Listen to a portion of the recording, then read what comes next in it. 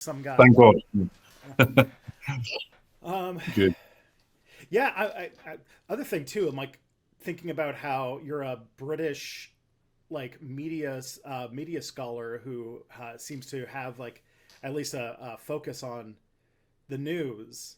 And it's like I remember like, oh, I forgot that the British news is a bit of a rat's nest, isn't it? It's a bit. It's an.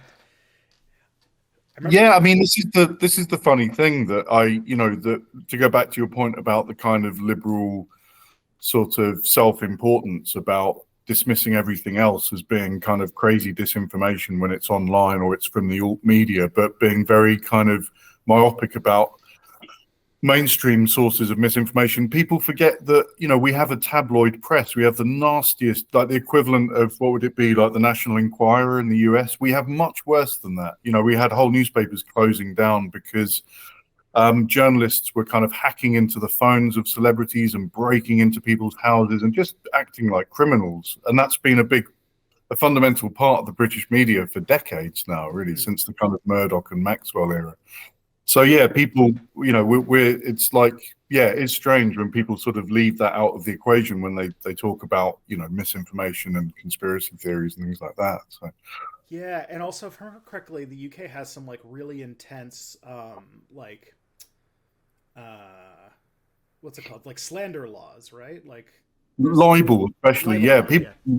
yeah, people can win a fortune from suing newspapers and now social media platforms. Yeah, it's a big business to the point where there was a joke. There was an episode of South Park once where they did a kind of very dubious, very kind of on the edge joke about Tom Cruise's potential sexuality or not. And at the end of the episode, they blanked out the credits. And at the bottom, they said, "We've blanked out the credits in case this gets shown in the UK."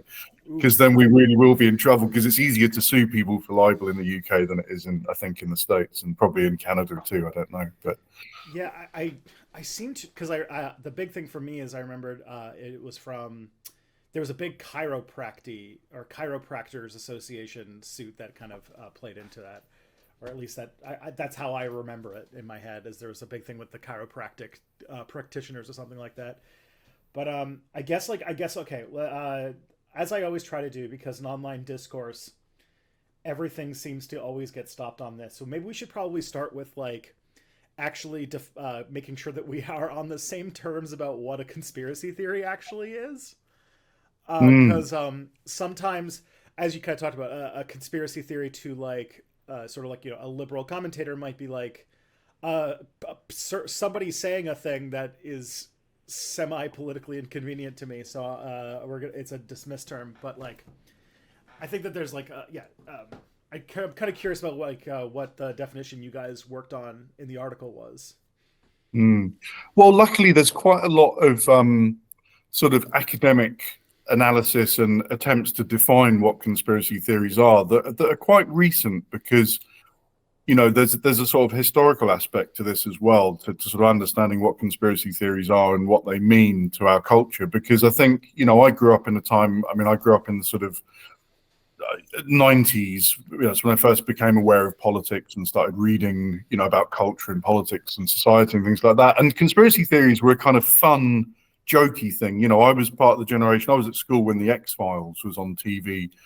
There was a kind of conspiratorial culture, but it was always just seemed to be kind of, yeah, entertainment and a bit of fun. And it seems to be in recent years that that term conspiracy theory has come to be much more kind of insidious and seem to be dangerous by various points on the kind of political spectrum, especially liberals. And we'll probably, as we were saying earlier, we'll probably talk about that more as we go along.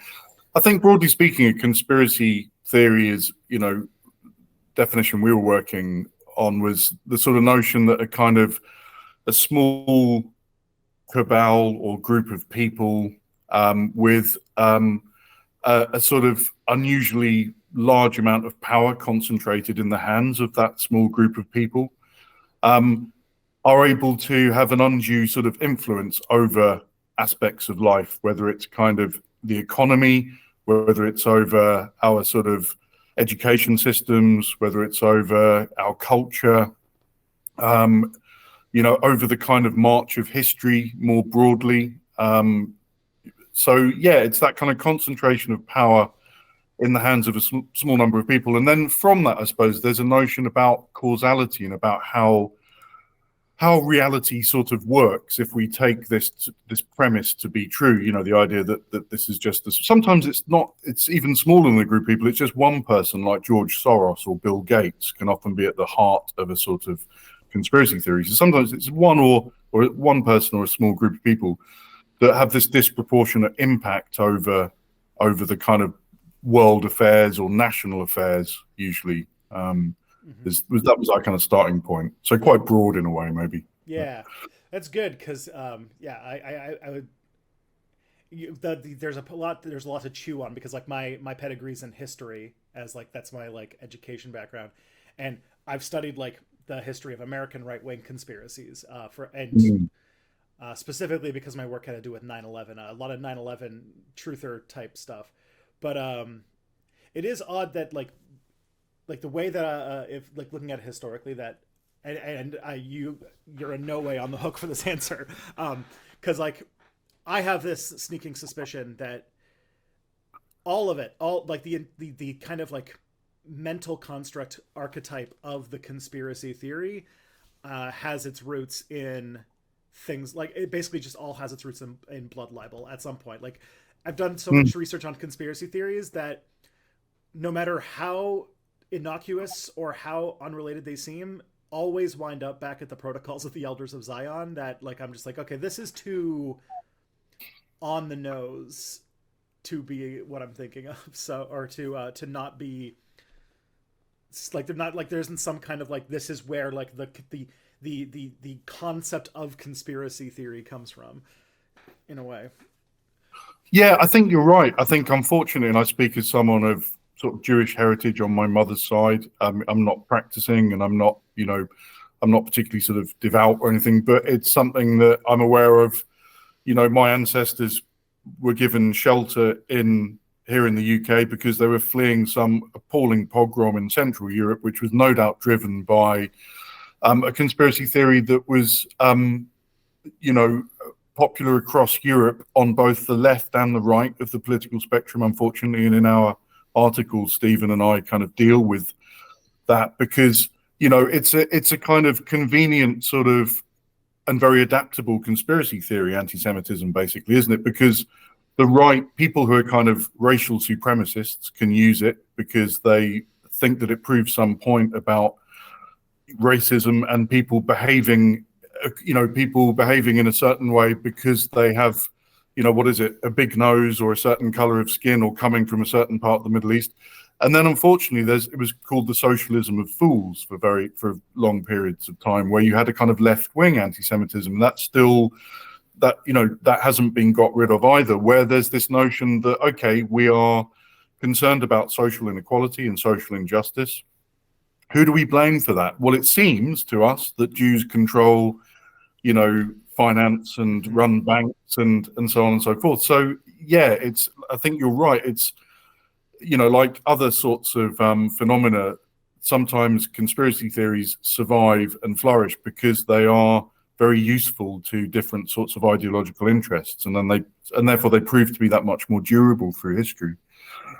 The article that we're all talking about, just so that I can kind of get out there, is Conspiracy Theories Left, Right, and Center, Political Disinformation and Liberal Media Discourse. A really good article, and one that is surprisingly easy to get around in the sort of, or surprisingly easy to get your hands on in the sort of age of everything being locked behind paywalls and such. That's not a conspiracy theory you're pushing there, just to be clear. Yeah. No. Yeah, just yeah. That's good old capitalist economics, isn't it? And the way that academia, unfortunately, tries to monetize things. We were lucky just on that point. We were very keen to make this open access and free to anyone to read. But again, that's as a result of the privilege of us being kind of academics, that we have grants for. And I'm not going to tell you how much it costs, by the way, to make these sorts of publications available to anyone, in the public domain. But go on. Sorry, I interrupted you there. Oh no, that's a whole thing in and of itself about how as a person who is a researcher who doesn't have a university affiliation, finding open access articles. It's very, very fun, and it helps me immensely. But the main like thrust, I guess I would say, is that, and the sort of thesis of my video as well, is that there is no political project that's immune to conspiratorial thinking. And you kind of go into in the article, you and Stephen Harper, I should probably give him credit too, which I think I mentioned I had trouble looking up because as a Canadian, we have our own Stephen Harper problem. Yeah, he gets that people confusing him for that Stephen Harper too, and he's not. His politics are somewhat different from your Stephen Harper, so he's not. He's very pleased about that. But yeah, but yeah, it made it because I tried to look you guys both up, and it made Google would just not participate. I could not. It was impossible. But yeah, the main thing is I guess to ask why are conspiracy theories so appealing to these very different political ideologies? You kind of already talked about it in the left and right. So the last one is why did conspiracy theories appeal to the liberal liberals as well, who always seem to, at least in the way that we kind of talk, especially post 2016, talk as if they are the arbiters of, they are the only non-conspiratorial political tendency. And I'm curious about how their ideology also informs their predilection for it. Well, I think, to understand conspiracy theories, you have to also understand kind of more broadly ideology and more broadly sort of political change and political development. And I think we're at this sort of situation at the moment where political and economic change, and if we start with sort of thinking about how the media has changed in the kind of bi-directional digital media age, what you've seen is that the traditional dominance and the gatekeeping sort of role of, editors of newspapers and magazines and, people running TV networks, that has been challenged by social media and by this kind of proliferation of independent media, and you, Tristan, obviously very much involved in that. And I write quite often for the sort of what you might alt-left media or whatever you want to call it. Mm-hmm. So I think there's a certain kind of nervousness amongst, the kind of the elite liberal sorts of power interests in our societies, in the sense of they feel like they're losing control of the narrative, that people are finding, there's an interesting comment by Jonathan Cook, the sort of independent British journalist, who you might look up actually, because he has some interesting things to say about conspiracy theories as well. He talks about how, there are just certain issues that are not really being covered properly and effectively by the liberal media, from, the imprisonment of Julian Assange to the way that sort of, to the kind of imperialistic sort of foreign policy decisions being made by, Britain and the United States and more broadly the West. Certain sorts of critical analyses of, international affairs are just not really welcome at the kind of mainstream liberal media table anymore. So I think there's this kind of, what liberals are trying to do is to sort of, make out that alternative analyses and alternative narratives are sort of cranky and kind of irrational and consumed with a kind of conspiracy theorist sort of silliness. So there's the kind of projection, there's the kind of attack other people. It's easy to attack other people for being conspiracy theorists and irrational and hopelessly ideological, and while kind of maintaining that you are sort of impartial and balanced and objective. Where I think liberals get sucked into conspiracy theory thinking themselves, which is a slightly different issue, I think, is a sort of separate issue to projecting or blaming others for being conspiracy theorists. Stephen and I maybe quite provocatively and controversially argue that this actually goes to the very root of sort of, as it were, liberal thought and liberal philosophy, which goes back to, we give the example of Thomas Carlyle and his notion of the great man theory of history. In that, he ascribes an extraordinary sort of power and influence to great individuals. Like he talks about Muhammad, in the Middle East, single-handedly, I think he does use that word, single-handedly uniting the warring tribes of Arabia. So it's not, so for someone like Thomas Carlyle, it's not about, the sort of the collective agency of people struggling for something in society or history that achieves things. It's about individuals and their kind of charisma and their ability to, their leadership and their ability to sort of make decisions. Now, we argue that that kind of very classical liberal way of looking at the world is not a million miles from the conspiracy theorists' way of looking at the world. If we look at this kind of in terms of, don't use too much jargon here, but sort of the epistemology of it, sort of like, how do we understand, knowledge, and how do we gain knowledge?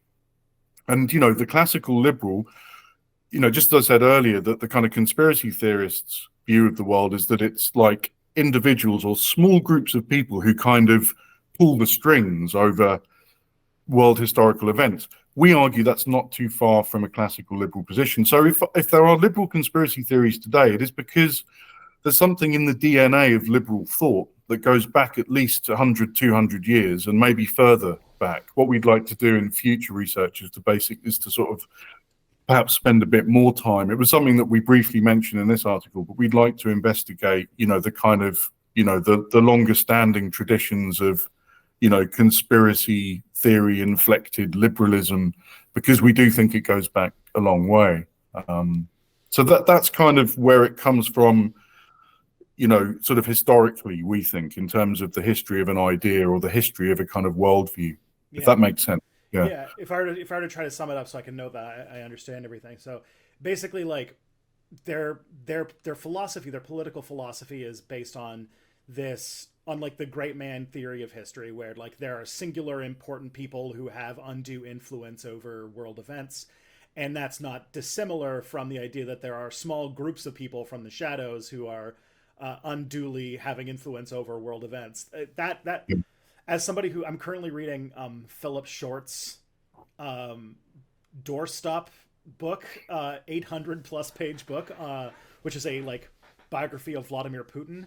And like that would like he seems like a really good case study of like a kind of like person that they have latched onto, because in the article you talked about how Russiagate was one of the kind of examples of a liberal conspiracy, and Vladimir Putin even now, like I was even seeing it was a couple weeks ago, the Speaker of the House, Nancy Pelosi, suggesting that people who are supporting Gaza have are doing so at the behest of Vladimir Putin, or to serve his interests. And I remember, I think I even remember during the 2020 Democratic primaries when Sanders took away with Nevada, that one of the Democratic strategists on MSNBC was talking about how happy Vladimir Putin's going to be when he sees the results of this tomorrow, and is like, this is not me trying to do before anything gets taken. Tristan's not defending Vladimir Putin. No, of course, but you have to be careful, because it's easy to get blamed for that. And again, that's one of our contentions, that there's this sort of cheap shot, sort of knee-jerk reaction that comes from often liberals, centrists, whatever you want to call them, that when you dare to sort of suggest that maybe their narratives, they're very simplistic narratives and reductionist narratives about Putin or Trump or Jeremy Corbyn in my country, for example, or Bernie Sanders or whoever, when you suggest that there's something wrong with that, they will all too often turn around and accuse you of somehow being in the pay of the Kremlin or some pro-Chinese puppet. And it's kind of pathetic. And the thing is, it's hypocritical, because that would be they would call that childish if it was someone on the far left or the far right, as they see it online, behaving in that very kind of juvenile way. They would be the first to call that out, but they don't recognize it when they do it themselves. Like as a mental shortcut, what is the significant difference between doing that and saying saying Putin or saying like George Soros, like as an example? But yeah, and as like because you also talk about how historical materialism is a really important like frame to sort of look at things from, and that makes a lot of sense, because like then like because again, this, I don't know if this happens to you. I imagine that you're an academic, so I imagine this happens to you, that like if you're reading a book and then you're like doing your research, you're like, all of this research seems to apply to the specific book that I happen to be reading right now. Mhm. And like how this book is talking about how like how it because it's about Putin, it's like leading up to the war in Ukraine basically, but about how there was all of these steps and all of these like, you know, places where something different could have happened, but the West was too stuck in like Cold War mentality to like knee-jerk thing. And I do wonder if the Putin thing might be or just like the Kremlin thing is like almost like a hauntological, if you want to go really inaccessible, hauntological knee-jerk from the Cold War or something. But I think that's a really good point. I think that gets to the nub of it, actually, Tristan. I mean, you know, that because I think, you know, what you find and the examples we give in the essay, and you know, people can find examples all over the sort of liberal or centrist media, is that, you know, very often it'll all be a question of like, how do we understand? So we, for example, in the article we cite a BBC, you know, the BBC is the absolute kind of a pillar of the liberal establishment in the UK, and obviously it's known across the world, and it projects a certain vision of sort of kind of liberal Britain, if you like, and British liberal values, so called. And there's a documentary that we kind of critique, which is about the rise of the Murdoch empire, and we sort of say, okay, let's look at how this is presented, you know, the kind of epistemology of it. And what you get are these kind of very shadowy, sort of shady, sort of, you know, like when you watch a movie about someone hunting a serial killer, there's that cliched scene where they're in the, you know, like in some police department and they're sticking up pictures of like the victims and they're putting threads between all the Polaroids, you know, it's filmed like Seven or something like that. Mm-hmm. And they're making these links between the key people of interest in this criminal search. And of course, that's what the police do and have to do because they're looking for an individual, because they're trying to bring an individual to justice, presumably. But the same kind of very sort of Hollywood, kind of personalized, individualized sort of analysis you find in the rise of the Murdoch dynasty, this BBC documentary.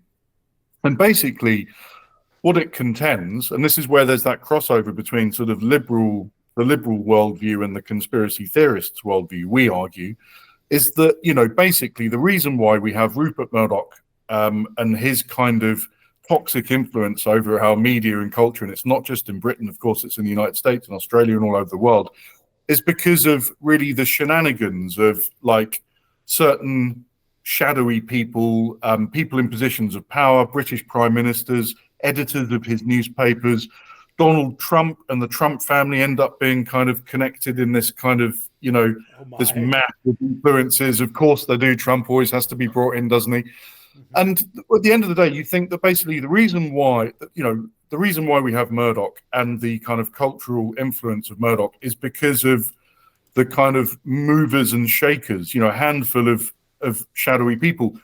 Stephen and I argue that that's not really a good enough explanation. To really understand the rise of Murdoch, you have to, you know, as you said, Tristan, you have to go and you have to do a much more kind of materialist analysis. You need to look at, you know, for example, how the British media economy changed in the 1980s to allow billionaire right-wing so-and-sos like Murdoch to buy up many of our national newspapers and huge chunks of our sort of national media.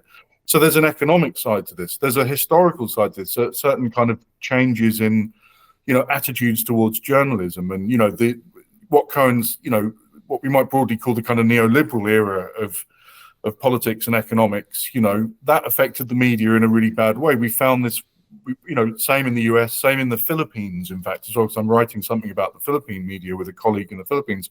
In that period of the 80s. Suddenly the media becomes much more kind of tabloidized and sensationalized. There's less space, less yearning amongst the public for kind of serious investigative journalism, and more naked women in newspapers and celebrity gossip and all this kind of stuff. So Murdoch and Robert Maxwell at that time, and the Maxwell family are obviously now the center of conspiracy theories that are totally different when you think of his daughter Ghislaine and her connection to Jeffrey Epstein. Okay, yeah. I actually hadn't made that connection in my head before, but yeah. Oh, I didn't know that Ghislaine Maxwell was part of that. Maxwell. Okay. But, you know, it's not just about individuals, is our argument. It's about the broad sweep of history. It's about understanding that, yeah, it's not just about powerful individuals and powerful groups that are the driving force of history. That's where we think that both liberalism and conspiracy theorism are fallacious, basically, you know. Yeah, yeah. It's almost like there's like this web comic from like 20 years ago that I always think of when I'm thinking about these kinds of moments where it's like, um, yeah, where it's like these two like spheres like debating over who has like the biggest influence over history, like people or or events, and they're just like debating like which one has like the biggest impact on history. And then what turns out is that they're both in the shadow of this humongous ball that just says like random stuff. But yeah. Well, that's interesting. That's another take on this as well. That actually, you know, what we call the cock-up theory, rather than the conspiracy theory. That you know, if something happens, like for example, there are conspiracy theories about Pearl Harbor. You know, that Yep. the Americans knew that the Japanese were going to invade, and they didn't do anything. Or 9/11. You know, that it was. You know, a different way of looking at would be that is that it was more kind of the stupidity and the incompetence of the people responsible for protecting America or American power that made an error, and that's why things happened. I mean, Stephen and I don't actually agree with that point of view either. We kind of try to grapple with that and refute it in the article as well, because we kind of think that it's going a bit too far just to say that there's just that there is no logic or narrative or structure to the way that the world operates. We kind of think, well, you know, hang on, there is some kind of system in place, but it's just not as simple as individuals and cabal, you know, shadowy cabals sort of thing. There's Yeah. an even bigger ball with a beard that says economics. Yeah, yeah, because like I think there's like a psychological defense mechanism in the idea that like, so yeah, I think like as someone, my big thing is like I've studied the 9/11 truth movement, and like I think a lot of it comes down to like the psychological defense mechanism of not being able to understand that 19 people were able to sort of short circuit America's defense, domestic defense to do what they did, and same with JFK, like one unhinged person with a gun was able to kill the was supposed to be the most powerful person in the world, or and even things like where people like just like there's this whole idea that if something happened that it had to have like if something big happened it had to have like a big cause. Like the other one that I always think is so that kind of speaks really well to that is the Princess Diana conspiracy theories about like that the queen had Princess Diana killed for reasons that are always kind of murky, but like because I guess because she was such a big media figure that like there's like a psychological defense mechanism. You can't like a big media figure can't just like die in a car crash. Like they have to. Yeah. There has to be something bigger, right? Yes, I think that psychological dimension is really important, you know, and I'm glad you raised it, because I think, you know, and again it applies as, you know, it's often people often talk about sort of, you know, when they talk about conspiracism and misinformation and disinformation and those other terms that get connected to it, post-truth and so forth, what they're also talking about is sort of a resistance to evidence and kind of rational thought and logic. And again, it's not just the extremist sort of Princess Diana conspiracy theorists that are prone to that. You find it also, you know, right in the kind of political mainstream and in the center of our politics and our media and our culture. You know, and you know, I mean, as you said earlier, like why should this kind of fallacious sort of thinking about the world only be limited to a particular point on the political spectrum? I mean, absolutely not. I mean, I think, you know, what's interesting when you look at the work of a sort of liberal debunker like David Aronovich, whose book we cite quite a lot, called Voodoo Histories. He talks about how the conspiracy theorist is always kind of, no matter how much evidence you put in their face to prove that, I don't know, the Protocols of the Elders of Zion was a forgery, or that, you know, 9/11 didn't happen this way, or Princess Diana didn't die that way, the more you do that, rather than reacting to you and saying, okay, I'm going to take that evidence on board and I'm going to change my views, they actually harden their position, you know. Yeah. And in that way, it operates very much like, you know, certain theories of ideology, you know, where, you know, people, and we see this day in, day out, like the sort of the kind of insanity and the absurdity of certain sorts of belief systems, whether they're conspiratorial or not. Slavoj Žižek gives a really good example of, you know, and it links back to what we're saying about anti-Semitism, the example of the German guy in Nazi Germany who is a convinced anti-Semite. But one day he goes home to find his children playing with some Jewish children who live next door. And he's like, oh, I'm a bit concerned about that as an anti-Semite, but actually they seem to be getting on. So maybe the Jewish kids are not so bad. Okay. And then he meets the father of the Jewish kids. Father turns out to be a regular guy, a nice guy, buys him a drink at the bar, and they get on famously. Now, that guy, if he had suddenly changed his mind and said, okay, I've seen that Jews can be normal and nice people after all, so I'm not going to be an anti-Semite anymore, he wouldn't have been, in Zizek's view, he wouldn't have been a proper devoted anti-Semite. The true anti-Semite would say, well, that's exactly, all that evidence that I've just seen actually serves my original position, which is like, that's exactly what the Jews would do. They would pretend to be nice. They would pretend to be, the kids would pretend to get on with your kids, but secretly they're just as demonic and awful as I always thought they were. So yeah, there's this resistance to evidence, but you find it, you know, on the left, the right, and the center, we would argue. And when it comes to the center, if I can give another example from the article that another sort of case study is, and I hope this isn't too Anglo-centric, but it was the kind of treatment of Jeremy Corbyn, who was accused of being an anti-Semite. That was the thing that the liberal press, the right-wing press, but also the liberal press, flew at him constantly. Now, there's been some really good scholarly work which has shown that basically in a lot of these instances, journalists just didn't do their job properly. They didn't offer balance. They didn't actually report on the facts of sort of what Corbyn had said, or what, you know, or what had actually been, you know, of what was actually out there, that kind of, you know, that kind of suggested his position on these things. They fantasized. They made things up, you know, in a way that you would think that in other context would get you sacked, would get you the sack as a journalist. You know, for me, you know, I teach journalism, and the kind of errors that these journalists made, I would fail my first year students for that kind of nonsense, you know.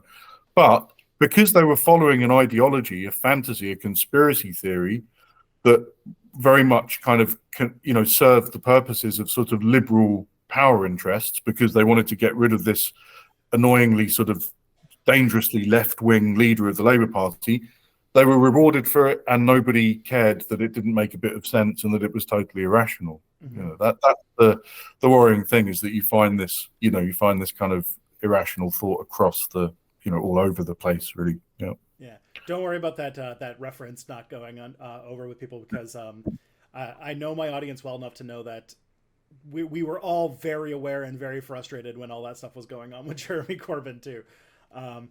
And so, yeah. And also, like, in Canada, we literally, like, our version of the Labour Party had a leadership race a few years ago where we had a candidate who actively was running on trying to be the Jeremy Corbyn of, like, to try and ignite that. Like, the US had their Bernie Sanders, and Canada didn't really get to have its, and unfortunately her campaign was destroyed.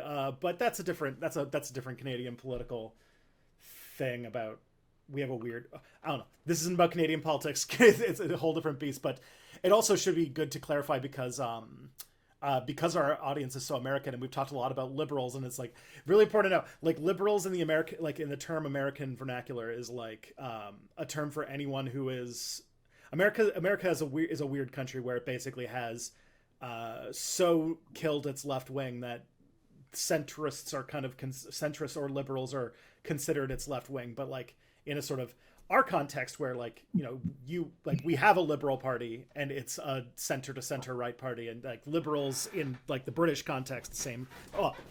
You have the Liberal Democrats, but they're like half a political party. I don't know. They're there. They're very centrist. They're very centrist. Yeah. And no, you're absolutely right. And in a kind of popular version of the article that Stephen and I wrote for a platform called The Conversation, which is supposed to be sort of like academics try and get with it and try and connect to ordinary people and use language that ordinary people understand. Yeah. And there was we had something like 50 comments, a lot of them friendly, a lot of them just batshit crazy. Oh, sorry, I've sworn. I don't know if I'm allowed to swear or not.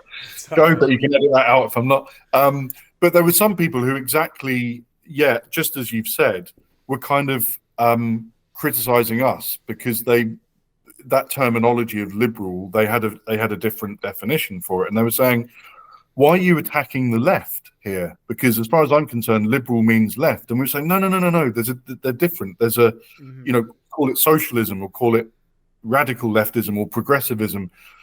The whole point is that we're trying to say that there's a kind of antagonism between the sort of centrist discourse, the liberal conspiracy theorizing and the damage that did to the left. That's what we're and other people were conflating the two. So I suppose you're always going to have that problem of people meaning things by the same words, as it were. America's like it's a specific historical because America is such a powerful country, but also because unlike in countries like Canada or the UK or most countries, honestly, like the US had a particularly violent labor history and very explicitly focused on they so thoroughly eradicated any left-wing politics in their country that they have their entire, and then a few generations pass and so their entire political language has sort of warped because left-wing politics will always exist because there's always people who are working and realizing that this sucks, let's change this, but they don't have the words to articulate what it is because they've so thoroughly killed socialism or even labor politics or anything like that. So it kind of plays into that. And that's not a conspiracy. That's called Joseph McCarthy and very specific. I was going to say the labor, organized crime did for organized labor in many ways, didn't it? So a lot of the Jimmy Hoffa and those sort of figures who became the heads of labor unions, and in labor unions should be standing up for the rights of working people. That's what they're for, but they became infiltrated by corruption and the mafia and that, before long, the memory of sort of Eugene Debs and what was a very kind of sort of powerful sort of socialist and working class movement was just, like you say, very quickly destroyed. And then, of course, the Cold War didn't help with that either, and McCarthyism and this idea of the kind of demonic communist threat from abroad, I know it's made it very, it's difficult to use the word. Remember that film with Warren Beatty back in Bulworth, where he's a politician who decides to just tell the truth and he says, "What's that dirty word, everybody?" And then they call back socialism, which is kind of it's only recently that I suppose people like Sanders and the kind of democratic socialists of America have started to be able to use that word socialist without being, completely destroyed kind of by the establishment, I suppose. Yeah, it sticks in my head because I have, it's not in frame here, but I have a framed photo of one of Emma Goldman's mugshots.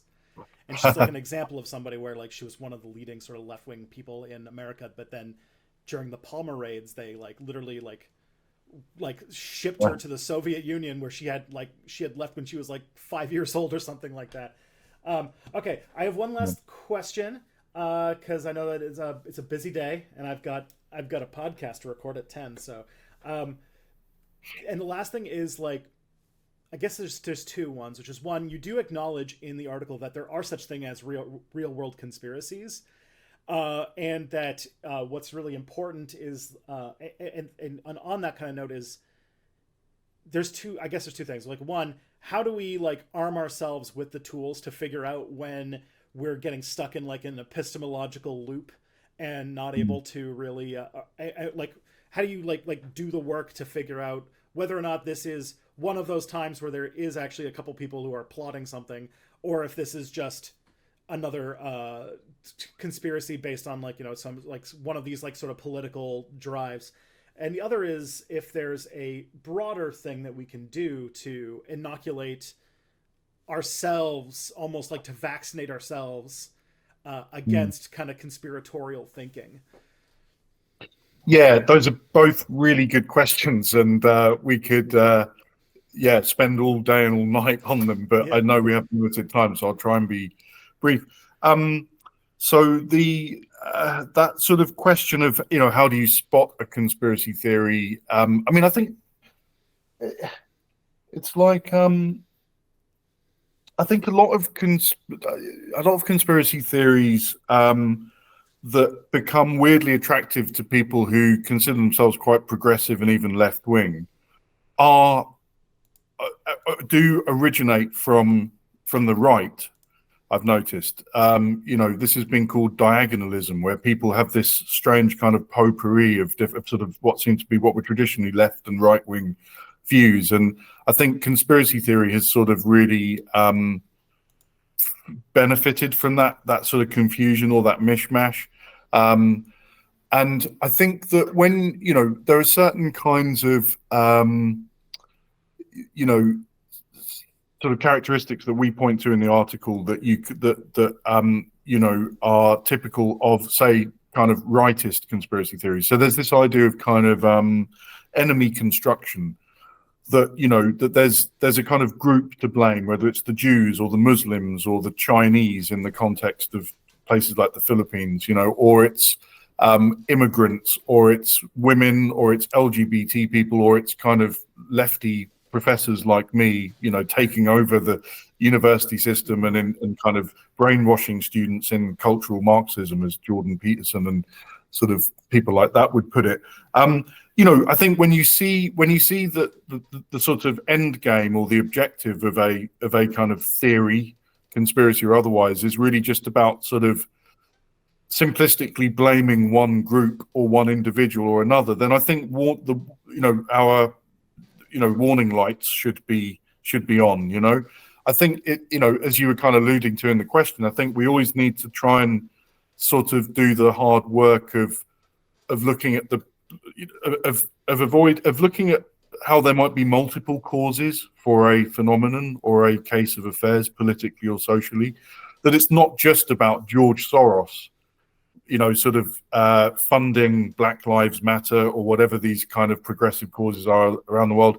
Maybe Black Lives Matter is popular because they are, because of all sorts of important historical reasons to do with the history of racism in the United States, to do with police brutality, to do with the way that kind of racism is instantiated in almost every aspect of American society, in housing, in sort of the sort of employment or lack thereof, the prison industrial complex, etc., etc. I think we always need to be, take a sort of step back and look at the kind of bigger picture and the multiple possible causes for something. I think, to go back to that point, conspiracy theorizing, and we would argue a kind of, the less sophisticated forms of kind of liberal analysis of the world are really just a simplification of a complex reality. And I think don't be another idiot. Don't be another person who falls for that simplification. Think around, think about it and do that kind of hard work. The second question, sorry, just remind, how can we inoculate ourselves? Well, I think there are these sort of, we can do that on a personal level, but I do think, I think Stephen would agree with me, materialists that we are, we're not going to, we have ideas, we have the, to use a kind of, if you don't mind, a kind of Marxist term, we have the superstructure of ideas and media and culture and TV and social media because we have a base, we have an economic base at the bottom of it that kind of more or less determines that. Now, I think there's a British media scholar called Natalie Fenton, who's an expert in fake news, which again is a concept that's very closely related to conspiracy theories. And her phrase I like is, we have fake news because we have a fake democracy. Yeah. So we need to make some serious social and political and economic changes to our world. And then I think the upshot of that, or the result of that, hopefully will be less kind of stupidity and less kind of, confusion and less fallacious conspiracy theorizing and so forth. If we have conspiracy theories, it's because they're allowed to hatch in a society that's fundamentally unequal, and people have unequal access to information and education.